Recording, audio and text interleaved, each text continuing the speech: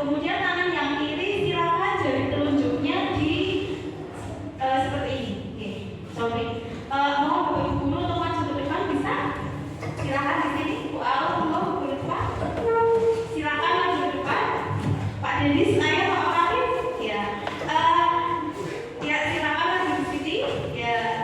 Bisa di depan saya. Ya. Berbaris di sini. Di sini Bu Arif. Ya. Pak Ma'arif bisa menghadap ke sini. Ya.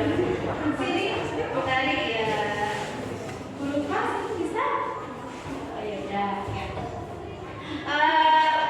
Saya akan tes breaking sebentar agar kita lebih semangat ya. Silakan Bapak Ibu guru tangan kanannya coba seperti ini ke atas ya, tangan kanan ke atas. Kemudian yang tangan kiri jari telunjuknya ya, ya seperti itu. Nanti berarti kalau Pak Arif sama Pak Denis ya seperti ini ya. Jadi jajaran ya. Dan saya mulai ya. Saatnya nanti saya itu bilang Eli, jadi nanti tangan kanan itu menangkap jari telunjuk yang ada di sampingnya, harus ditangkap apabila saya mengatakan kata-kata Eli. Ya, bisa dipahami? Bisa dipahami ya? Ya, saya mulai ya. Pada suatu hari di dalam suatu desa ada sebuah keluarga. Keluarga itu memiliki 4 anak kembar yang bernama Ella, Elo, Eli, dan Elu. Sudah? Ya, kemudian kalau sudah dilepas dulu Bapak Ibu ya. Nanti saatnya saya bilang Eli lagi ya. Kemudian pada pagi hari anak kembar tersebut ingin pergi ke pasar. Kemudian Ella mengajak Elu. Tetapi pada saat itu Eli ingin ikut ke pasar. Ya pinter. Tepuk tangan buat kita semua. Silakan kembali lagi ke duduk. Itu hanya sedikit refleksi agar kita tidak ngantuk ya, tidak sepanjang. Ya terima kasih Bapak Ibu guru hebat semua di sini. Di sini di siang hari ini saya akan mendefinisikan budaya positif. Saya dan rekan saya Bu Rina. Di sini akan ada 6 materi atau 6 topik. 3 topik akan saya sampaikan sendiri dan 3 topik akan disampaikan oleh Bu Rina. Ya. Di sini ada konsep inti dari budaya positif. Yang pertama disiplin positif dan nilai kebajikan. Yang kedua ada teori motivasi, hukuman, penghargaan dan restitusi. Yang ketiga ada keyakinan kelas. Kemudian ada kebutuhan dasar manusia. Ada 5 posisi kontrol dan terakhir ada segitiga restitusi. Ya, sebelum kita mulai, saya ingin bertanya dulu Bapak Ibu. Siapa di sini yang tahu arti kata disiplin? Coba siapa di sini yang tahu arti kata disiplin? Bisa tunjuk tangan. Oh ya coba Bu Siti, apa itu disiplin? Mematuhi aturan. Ya, disiplin itu mematuhi aturan kata Bu Siti ya. Terus siapa lagi yang mau berpendapat apa itu disiplin? Ya, Putari. Rajin, mematuhi aturan sama rajin ya, betul sekali ya. Disiplin itu adalah mematuhi aturan sama rajin. Menurut Bapak Ibu guru, apakah di SMP Alfa Limas pun sudah menerapkan disiplin? Sudah. Contohnya apa Pak Denis? Apa Bu? Disiplin contohnya apa? Masuk kelas tepat waktu. Masuk kelas tepat waktu ya. Terus ada lagi? Oh iya. Kebiasaan senyum, salam dan sapa. Melakukan kebiasaan salam senyum sapa ya pada pagi hari ya. Ya. Itu adalah contoh-contoh disiplin yang ada di sekolah kita yang memang setiap hari setiap pagi itu di sekolah kita sudah menerapkan yang namanya disiplin positif ya.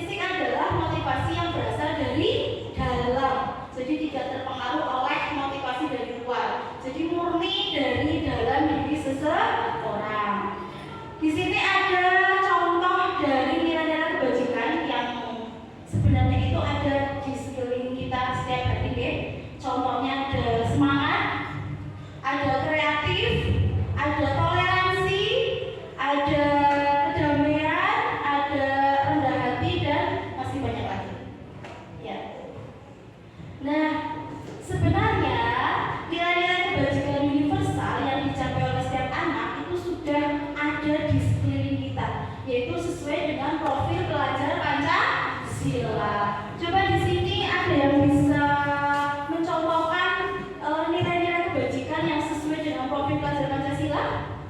Contohnya seperti apa dalam keseharian kita? Ada yang bisa mencontohkan? Oh, Bu Alfi, ya coba Bu Alfi. Tidak membeda-bedakan teman. Contohnya ada yang kulitnya putih sama yang kulitnya lebih gelap, itu tidak membeda-bedakan. Oh, iya, terima kasih. Tidak membeda-bedakan teman. Berarti masuk dalam mana nih Bapak Ibu kira-kira? Tidak membeda-bedakan sesama teman. Apakah masuk berteman, mandiri, berkebinekaan global, oke? Jadi kita itu walaupun berbeda-beda tetapi tetap satu jua. Ya, itu adalah nilai-nilai kebajikan. Kemudian di sini kita akan membedakan apa itu teori motivasi, hukuman, penghargaan, dan juga restitusi. Sebelumnya Bapak Ibu sudah pernah mendengar belum tentang teori motivasi atau tentang hukuman, penghargaan, dan juga restitusi? Apakah sudah sering mendengar? Sudah pernah ya? Iya. Di sini motivasi perilaku manusia. Coba kita tanyakan ke diri kita sendiri. Coba kita bertanya kepada diri kita sendiri. Bagaimana sih kita udah berperilaku? Mengapa kita melakukan segala sesuatu? Terus kalau kita melakukan segala sesuatu, itu kira-kira itu karena suatu dorongan dari kita atau dari lingkungan sih? Atau karena kita menginginkan sesuatu? Kira-kira motivasi Bapak Ibu guru itu dari mana? Ada yang mungkin dari diri sendiri, ada yang mungkin karena ingin mendapatkan penghargaan atau reward ya, atau mungkin ada yang karena takut dimarahin Pak Kepala, atau takut diomongin sama teman-teman ya. Jadi banyak sekali motivasi dari kita sendiri. Coba kita melakukan refleksi dulu sebentar ya. Saya berangkat pagi itu karena apa sih? Saya berangkat jam 7 kurang seperempat karena apa sih?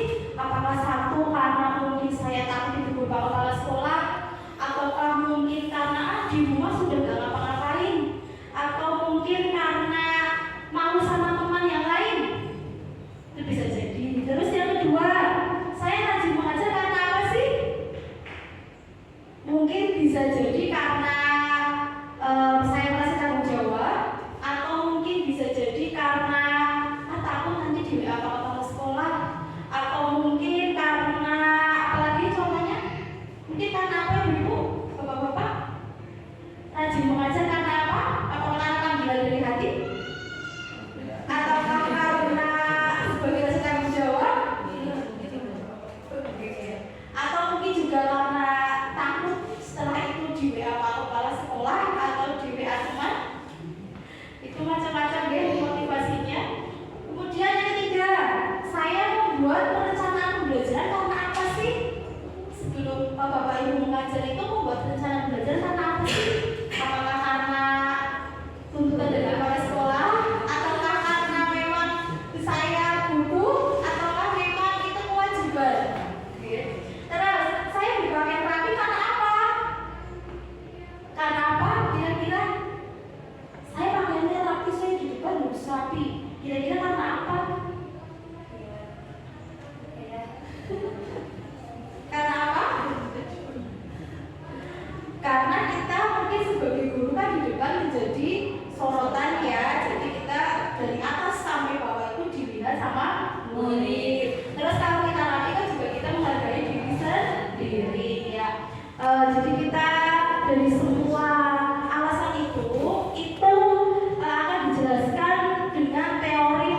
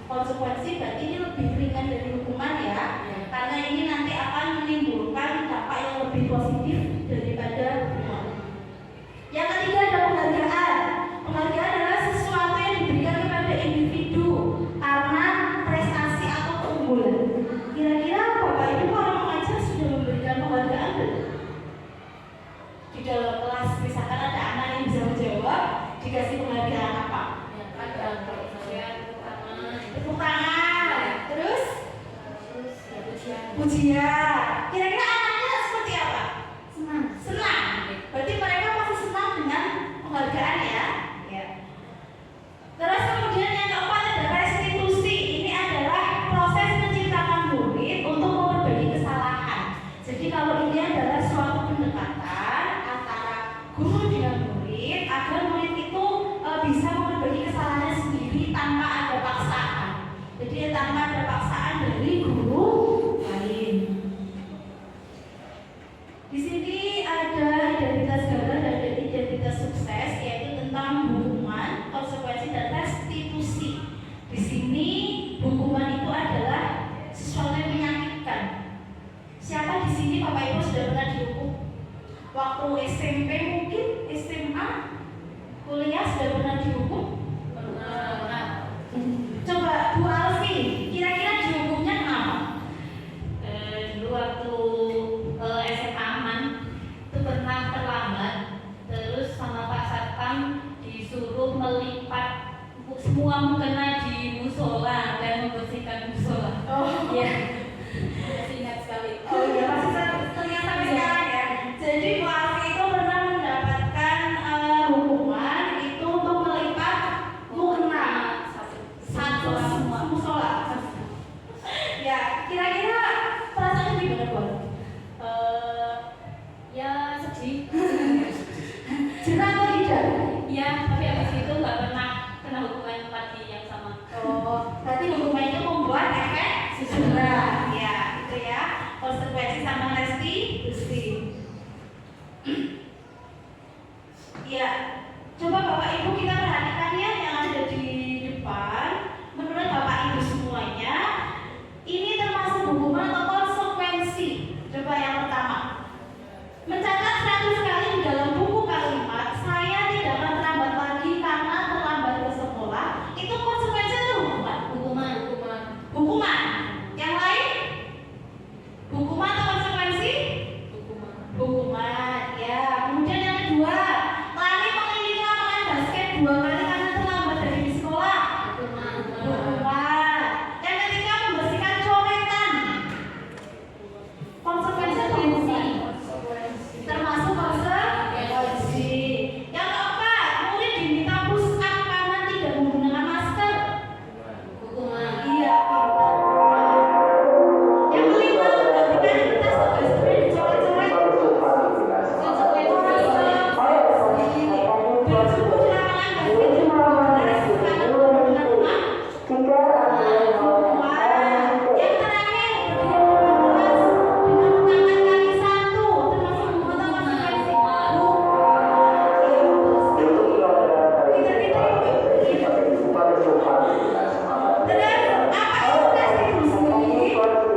Restitusi adalah proses menciptakan kondisi bagi memperbaiki kesalahan mereka. Jadi mereka itu kita buat menjadi sadar, tapi atas kemauan mereka sendiri. Itu namanya restitusi. Di sini ada 9 ciri-ciri restitusi.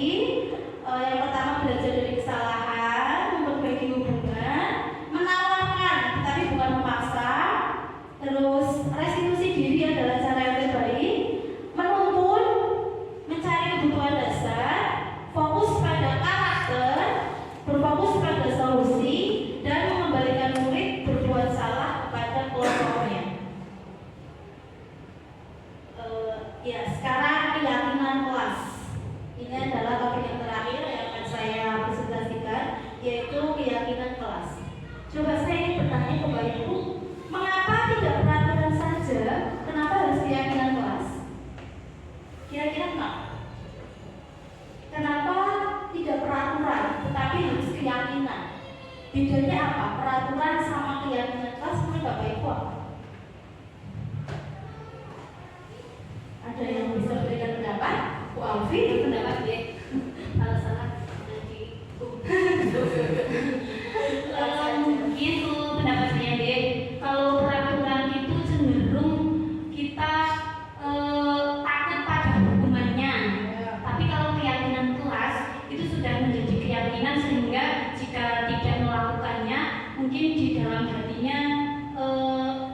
mungkin ada ketidaksetujuan di hati sendiri-sendiri. Oh, iya. Karena sudah menjadi keyakinan. Berbeda kalau peraturan mungkin takut, wah kalau tidak melakukan mungkin dihukum gitu. Oh iya iya. Tepuk tangan buat Bu Ali.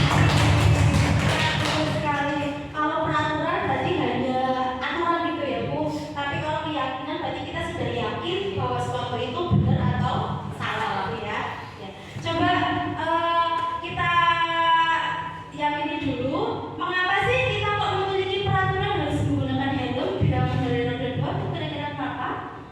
Terus mengapa sih kita kok ada peraturan membuang sampah di tempatnya? Kenapa sih kita kok memiliki peraturan harus datang tepat waktu? Kira-kira itu semuanya karena apa? Yang pertama mungkin kenapa kita harus menggunakan helm? Kira-kira untuk apa? Keselamatan. Keselamatan. Terus selain keselamatan untuk apa? Menjaga dari itu kalau ada Gimana? Menjaga dari razia, keselamatan, terus menjaga dari razia, terus ada lagi? Ya, dua itu ya. Kemudian kenapa sih kita harus ada aturan membuang sampah? Kira-kira kenapa? menjaga lingkungan. Menjaga kebersihan, ya. Terus ada lagi? Terhindar dari banjir kan bisa juga ya. Terhindar dari banjir, betul ya. Ya. Terus yang ketiga, kenapa sih harus ada aturan datang tepat waktu pada saat pelatihan? Kira-kira kenapa? Biar tidak ketinggalan Biar tidak ketinggalan, dari atau yang lainnya. Dan Iya. tidak dapat apa hukuman. tidak mendapat hukuman. Mungkin saling menghormati ya sesama rekan pelatihan ya. Semua yang kita yakini itu atau motivasi itu berasal dari motivasi diri sendiri ataupun berasal dari motivasi dari luar. Oke. Keyakinan kelas itu merupakan nilai kebajikan universal yang disepakati anggota kelas. Jadi satu kelas itu sepakat untuk membuat suatu keyakinan. Jadi bukan peraturan ya. Kalau peraturan itu hanya sepihak. Kalau keyakinan itu disepakati semua anggota kelas. Sehingga nanti akan menciptakan lingkungan kelas yang positif. Kalau lingkungan positif, Bapak Ibu senang? Senang ya, mengajarnya jadi lebih kondusif ya. Di sini cara-cara pembentukan keyakinan kelas itu bisa menggunakan kalimat yang bersifat abstrak, tulisan pernyataan-pernyataan, kalimatnya dibentuk dalam kalimat yang positif, dapat dipahami oleh semua anggota kelas. Jadi kalau kita membuat keyakinan kelas, diusahakan menggunakan kalimat-kalimat yang positif. Ya. Contohnya, ini ada contoh keyakinan kelas. Bisa, yang pertama, sopan santun dalam bertingkah laku dan bertutur kata. Itu positif tidak kalimatnya? Positif ya. Atau datang tepat waktu di sekolah dan berpakaian rapi. Itu bisa dijadikan contoh kalimat untuk keyakinan kelas. Ya, dan masih banyak lagi contoh-contoh yang lain. Ya, dari ketiga topik sudah kita bahas dan sekarang di sini ada miskonsepsi. Miskonsepsi itu adalah suatu keterangan yang selama ini kadang kita itu salah. Kita itu salah untuk menanggapinya. Yang pertama adalah penerapan budaya positif berarti tidak ada aturan atau konsekuensi. Menurut Bapak Ibu, penerapan budaya positif itu ada aturannya tidak? Menurut Bapak Ibu ada aturannya tidak? Ada ya, ada ya. Yang namanya penerapan budaya positif pasti ada suatu aturan atau konsekuensi. Misal pagi hari anak-anak kita sudah datang terlambat, itu kan sudah melanggar budaya positif ya. Berarti itu harus ada konsekuensi atau aturannya seperti itu. Terus miskonsepsi yang kedua, yaitu dengan membuat keyakinan kelas dan ditempelkan di depan kelas, maka sudah cukup. Tidak perlu ada tindak lanjut, tidak ada konsekuensi, tidak ada refleksi. Itu yang salah. Karena keyakinan kelas itu tidak hanya dibuat kemudian ditempel, tetapi harus ada kelanjutannya. Misal kelas 7A masuk ke kelas di keyakinan kelas itu jam setengah 8 masuk, ada anak yang jam 8 baru masuk. Kira-kira dibiarkan saja tidak? Tidak ya, pasti ada konsekuensi. Misalkan harus membersihkan kelas selama 1 minggu dan konsekuensi yang lain. Kira-kira seperti itu nih Bapak Ibu. Itu adalah materi yang bisa saya sampaikan. Selanjutnya akan disampaikan oleh Bu Rina. Waktu di tempat saya. Terima kasih Bu Yuli atas waktunya. Selamat siang Bapak Ibu. Baik, selanjutnya saya akan menerangkan yaitu mengenai kebutuhan dasar manusia. Nah, kebutuhan dasar manusia itu adalah segala sesuatu yang kita lakukan untuk mendapatkan apa yang diinginkan. Seluruh tindakan yang kita lakukan itu memiliki tujuan tertentu, dan semua usaha terbaik yang kita lakukan adalah dalam rangka agar kebutuhan kita terpenuhi.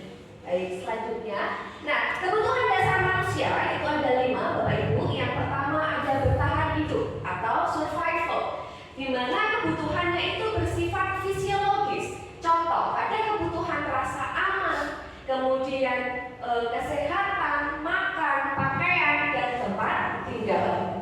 Selanjutnya, yang kedua ada kasih sayang dan rasa diterima atau love and belonging. Rasa diterima, dipedulikan, keinginan untuk tetap terhubung dengan orang lain seperti teman, keluarga, atau teman kerja. Selanjutnya yaitu ada kebebasan atau freedom, di mana seseorang itu bisa membuat kebutuhan membuat pilihan, mandiri, memiliki pilihan, mencoba hal baru yang mampu mengendalikan arah dirinya.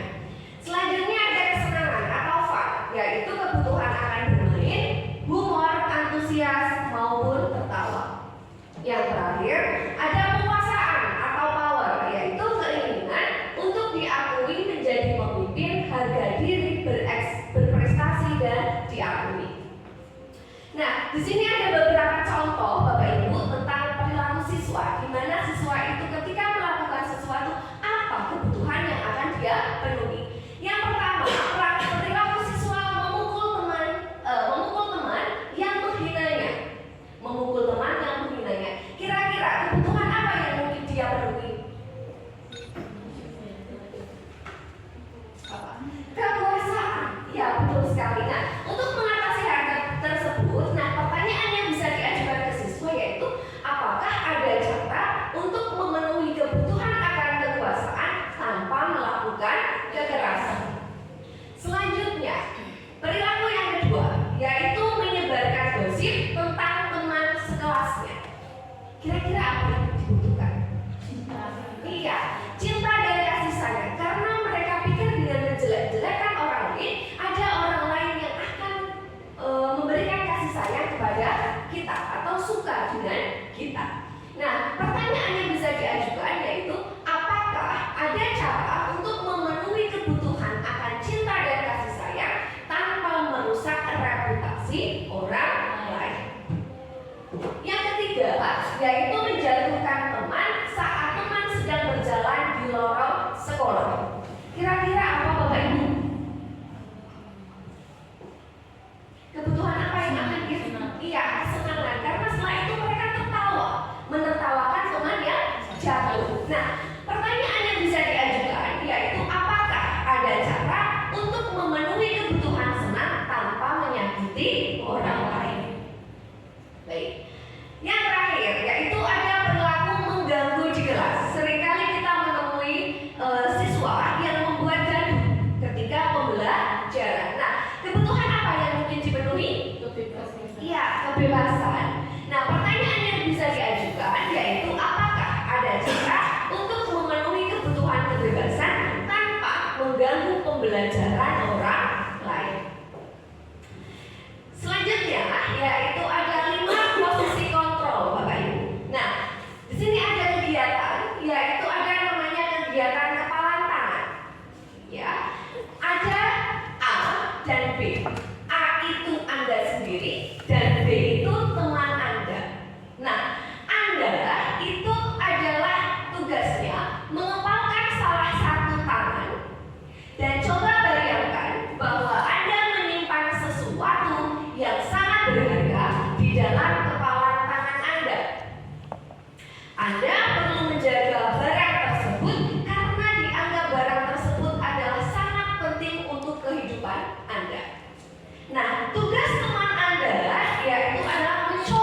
dengan segala cara untuk membuka kepalan tangan Anda.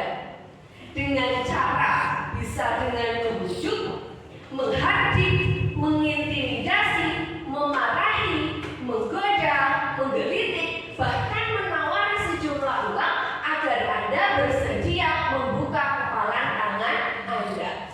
Nah, kira-kira apa yang terjadi? Kalau misalkan Bapak Ibu sebagai A, apakah akan tetap membukanya? Tidak. Mungkin ada yang menjawab tidak dan ada yang menjawab iya.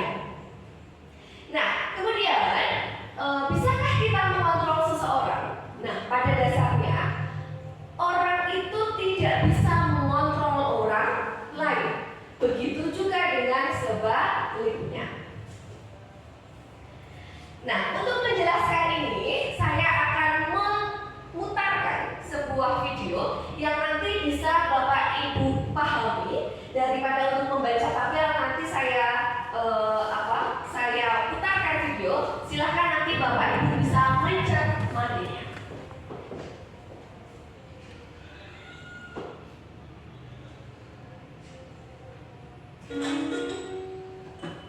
Salam bahagia Ibu dan Bapak Guru hebat. Dalam penerapan disiplin positif restitusi, salah satu program yang dikembangkan adalah 5 posisi kontrol. 5 posisi kontrol dalam restitusi adalah proses perjalanan seorang pendidik agar dapat mengenali dirinya.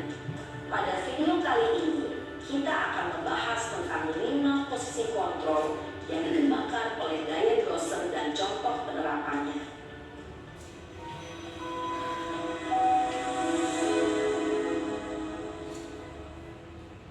5 posisi kontrol itu adalah 1.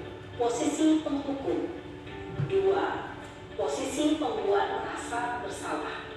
3. Posisi teman. 4. Posisi pemantau atau monitor. Dan 5. Posisi manajer.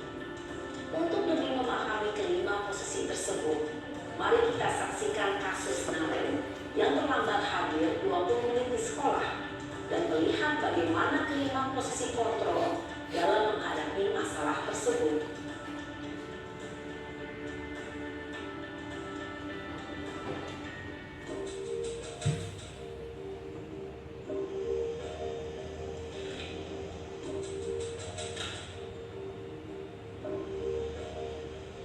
Naren! Sini kamu! Selamat pagi, Bu. Selalu terlambat. Kamu deh, pasti terlambat.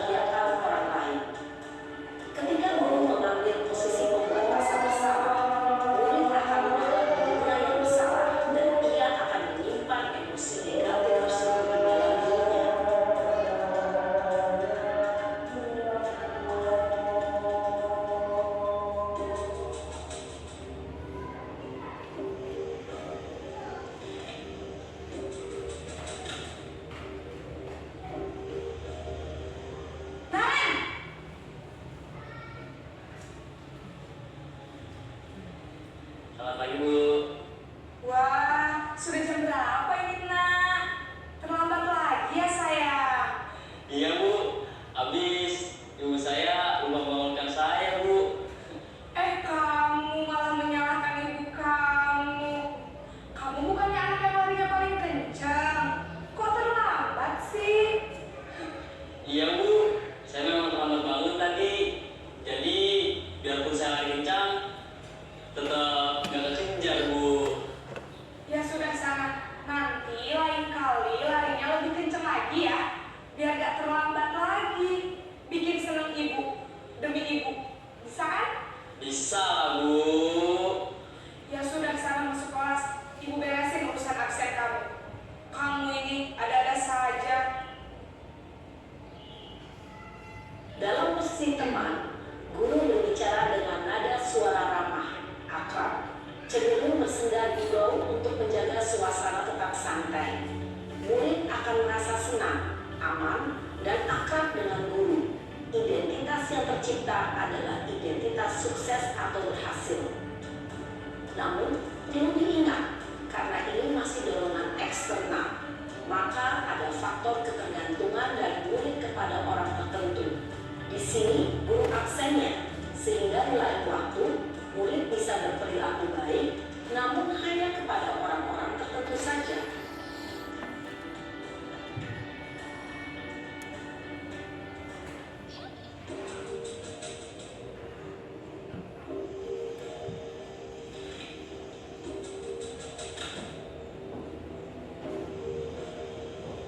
Naren!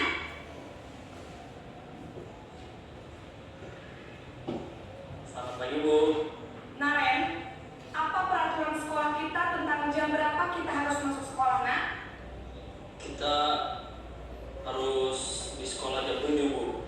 Iya betul, sekarang sudah jam 7.20. Naren sudah tahu konsekuensinya jika terlambat hadir. Paham, Bu. Saya harus tinggal kelas pas jam istirahat selama 20 menit. Iya benar, konsekuensinya demikian. Jadi nanti jam 9.30 pas istirahat, kamu harus tinggal di kelas, kerjakan tugas tambahan untuk ketertinggalan kamu, ya? Baik, Bu. Posisi pemantau mengandalkan penghitungan atau data untuk mengontrol murid. Guru mengarahkan murid berdasarkan peraturan dan konsekuensi. Seorang pemantau menunjukkan bahasa tubuh dan ekspresi wajah yang datar dan cenderung formal.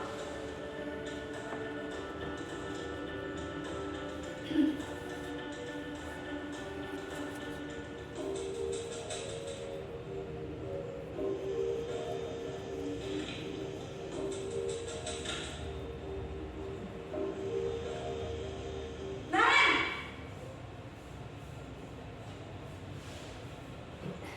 Selamat pagi, Bu. Selamat pagi, Naren. Maaf, Bu. Saya terlambat. Iya, sekolah masuknya jam 7, sekarang sudah jam 7.20. Jadi sekarang bagaimana ini, Naren? Maaf, Bu. Saya lupa setel alarm saya semalam. Baiklah, menurut kamu, keyakinan sekolah yang mana yang perlu kamu tingkatkan? Menghargai diri sendiri dan orang lain mungkin, ya, Bu. Setuju. Jadi, apakah Naren meyakini prinsip saling menghormati tersebut? Iya, Bu. Saya meyakininya. Apakah Naren bersedia memperbaiki masalah keterlambatan ini? Bersedia, Bu. Bagaimana kamu akan perbaiki masalah keterlambatan ini? Saya akan coba untuk tidak lupa menyetel alarm saya, Bu. Baik, kalau Naren lupa menyetel alarm di rumah, ada orang yang kira-kira bisa bantu mengingatkan tidak? Ada, Bu. Kakak saya, Kak Emma. Ada lagi selain Kak Emma? Selain Kak Emma, ada ibu saya. Baik, jadi yang mengingatkan Naren adalah Kak Emma dan ibu kamu ya? Kira-kira akan mulai setel alarm kapan nih, Naren? Setelah pulang sekolah, akan segera saya lakukan. Baik, jadi Naren akan setel alarm untuk bangun besok pagi dan akan diingatkan oleh kakak dan ibunda Naren ya. Ada lagi yang mungkin perlu dilakukan, Naren? Agar tidak terlambat bangun lagi. Tidak ada, Bu. Baik, Naren. Terima kasih untuk kerjasama kamu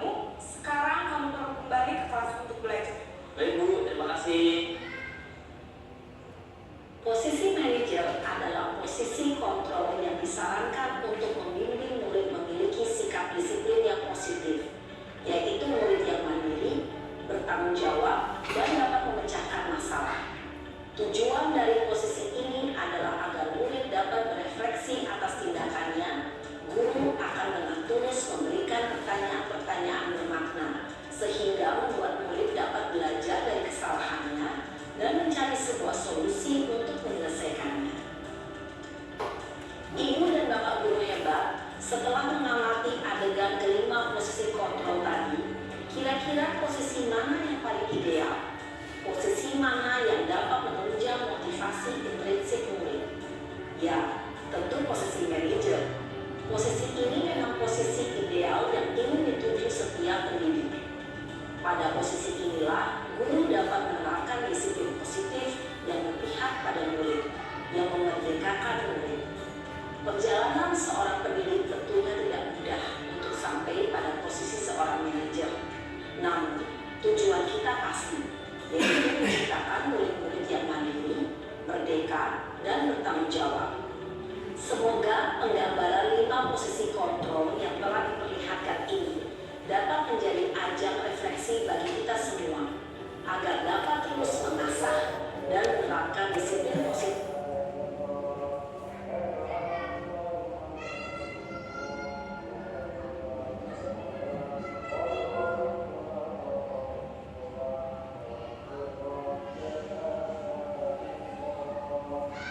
Baik Bapak Ibu, setelah kita melihat kelima posisi kontrol tadi, contoh tadi, kira-kira posisi mana yang sering Bapak Ibu lakukan ketika di sekolah?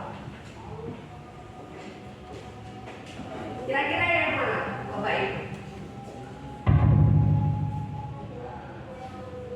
Apakah sebagai penghukum, kemudian membuat merasa bersalah, memantau, yang mana Bapak Ibu?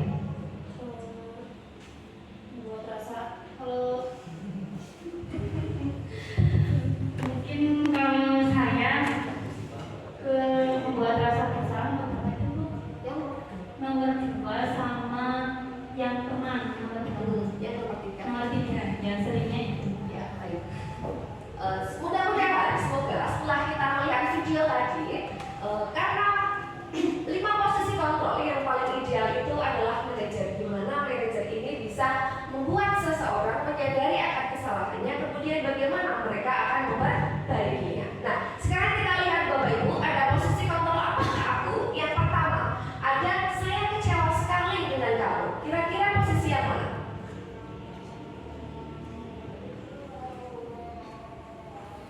Saya kecewa sekali dengan kamu. Apa? Penghukum atau merasa bersalah? Rasa bersalah, oke. Kemudian yang kedua, kamu tidak pernah benar melakukannya. Penghukum, oke. Ayolah lakukan demi ibu atau bapak. Teman, oke. Yang keempat, apakah kamu mau mendapatkan stiker bintang hari ini? Pemantau. Kemudian yang terakhir, bagaimana kamu bisa menyelesaikan masalah ini? Oke, manajer. Betul sekali Bapak Ibu. Nah, di sini ada contoh di mana ada kasus murid tidak memakai atribut lengkap saat upacara. Ketika Bapak Ibu menemui anak yang tidak menggunakan atau memakai atribut lengkap saat upacara, kira-kira ketika Bapak Ibu sebagai penghukum, apa yang akan Ibu Bapak sampaikan? Yuk, ada yang mau mencontohkan bagaimana menjadi penghukum?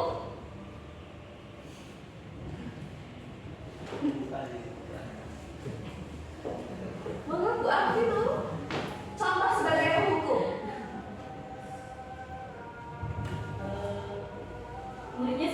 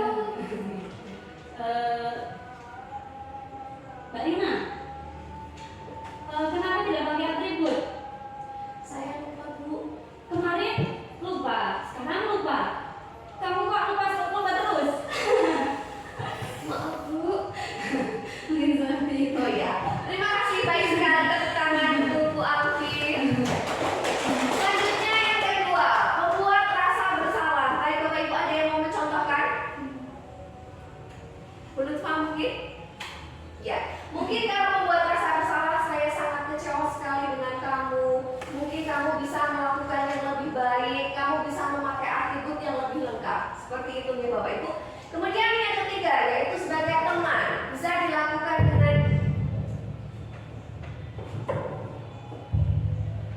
bisa dilakukan dengan ayolah bantu Bapak, bantu Ibu. Kamu sebenarnya bisa untuk memakai atribut. Besok lagi jangan diulangi. Kemudian Pemantau ini bisa dengan alangkah baiknya ketika memakai atribut kamu akan terlihat lebih rapi, lebih baik, lebih cantik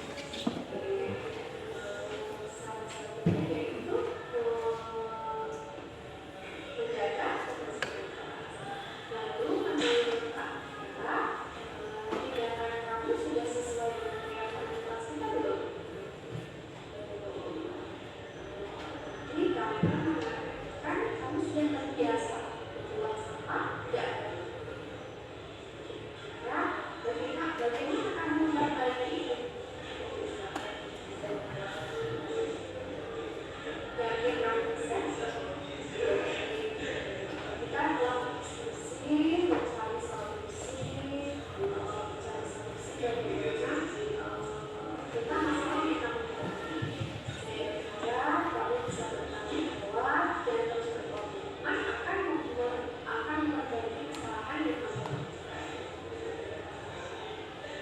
Oleh itulah saya akan ingin memeriksa Amra untuk memperbaiki kesalahan. Sekarang Amra boleh memulai kelas.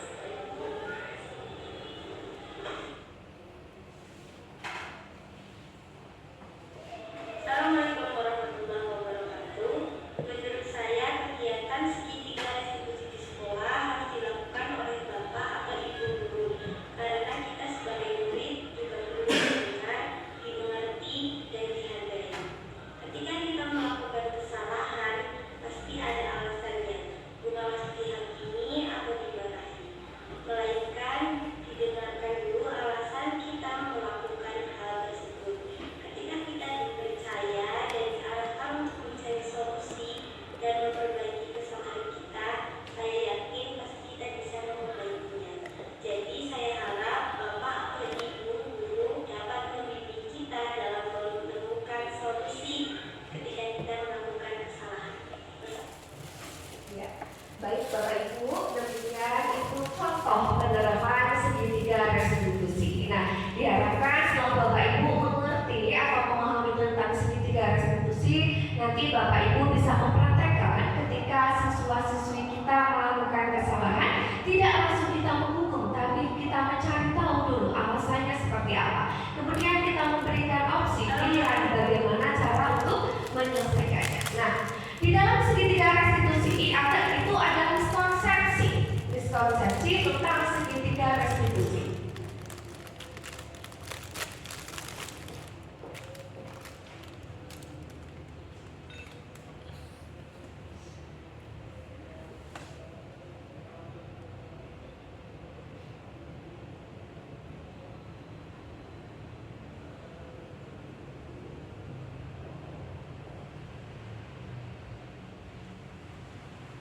Nah, miskonsepsinya yang pertama di situ semua masalah yang berkaitan dengan budaya positif diselesaikan dengan restitusi. Nah, jadi penting untuk kita ingat bahwa segitiga restitusi tidak selalu tepat untuk semua kasus. Berikut ya. Atasnya dulu. Ya.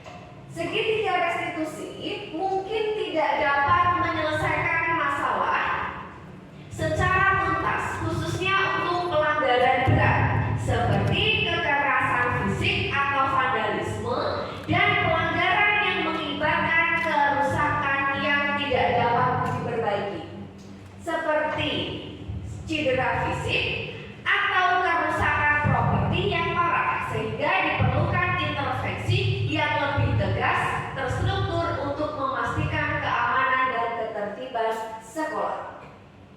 Kemudian miskonsepsi yang kedua yaitu semua masalah yang berkaitan dengan budaya positif diselesaikan dengan restitusi. Karena jika murid tidak mau berubah dan tidak termotivasi untuk menyelesaikan masalah, serta ada konflik atau masalah di rumah, dapat mempengaruhi perilaku murid di sekolah. Sehingga segitiga restitusi mungkin tidak menyelesaikan akar permasalahan. Untuk kasus ini, maka utamakan membina hubungan yang dapat membangun rasa percaya murid kepada guru terlebih dahulu. Yang ketiga yaitu jika murid sudah mendapatkan restitusi, maka ia tidak perlu lagi mendapatkan konsekuensi dari aturan yang ada. Itu tidak benar ya Bapak Ibu, karena konsekuensi itu merupakan bagian dari tatanan yang sudah ada dalam sekolah, yang hadir dengan tujuan untuk membantu murid belajar dari kesalahannya dan mendorong mereka untuk membuat pilihan yang lebih bertanggung jawab di masa depan. Sehingga setelah restitusi dilakukan, maka konsekuensi tetap harus dijalani oleh murid sebagai bentuk pertanggungjawaban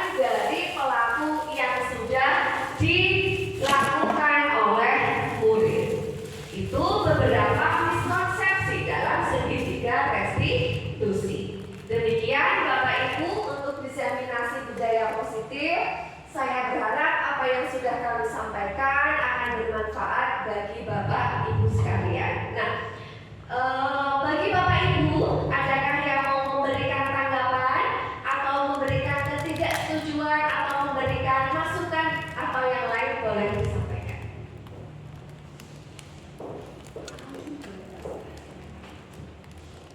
Oke, baik. Terima kasih juga atas kesempatannya. Jadi saya timbul beberapa pertanyaan sebenarnya, tapi karena ini mungkin keterbatasan waktu, saya ada satu pertanyaan. Jadi mungkin langkah kita untuk bisa secara serentak menerapkan apa itu restitusi yang baik dan benar itu bagaimana menurut Bu? Baik, untuk menerapkan segitiga restitusi pasti harus yang pertama setiap guru paham akan segitiga restitusi. Dan guru tersebut dengan sadar dan penuh dengan tanggung jawab melakukan segitiga restitusi. Bahwa tadi mungkin ada beberapa guru yang beranggapan segitiga restitusi ini tidak efektif untuk membuat jerat para siswa yang melakukan kesalahan. Tetapi pada dasarnya tidak, Bapak Ibu, karena tadi sesuai dengan refleksi yang dilakukan oleh siswa bahwa ketika anak melakukan sesuatu atau melanggar aturan itu pasti ada alasannya. Kita dengarkan dulu alasan mereka melakukan hal tersebut. Kalau memang mereka salah, kita katakan salah dan kita tawarkan solusi apa yang bisa kalian lakukan untuk mengatasi permasalahan tersebut. Selanjutnya, Bapak Ibu itu ketika sudah melakukan segitiga restitusi bukan lagi tidak memberikan konsekuensi, tetapi konsekuensi tetap harus dilaksanakan karena memang anak tersebut sudah melakukan aturan. Jadi kuncinya hanya satu, Pak Ma'rif, yaitu kesadaran terhadap guru tersebut. Seperti itu. Ada lagi yang mau disampaikan? Bagaimana perasaan Bapak Ibu ketika mengikuti diseminasi budaya positif ini? Senang, happy, oke, baik. Iya, semoga apa yang sudah disampaikan bisa diterapkan dalam praktek pembelajaran Bapak Ibu di sekolah. Baik, demikian Bapak Ibu diseminasi yang kami lakukan. Apabila banyak kesalahan, kami mohon maaf yang sebesar-besarnya. Terima kasih untuk Bapak Ibu semuanya.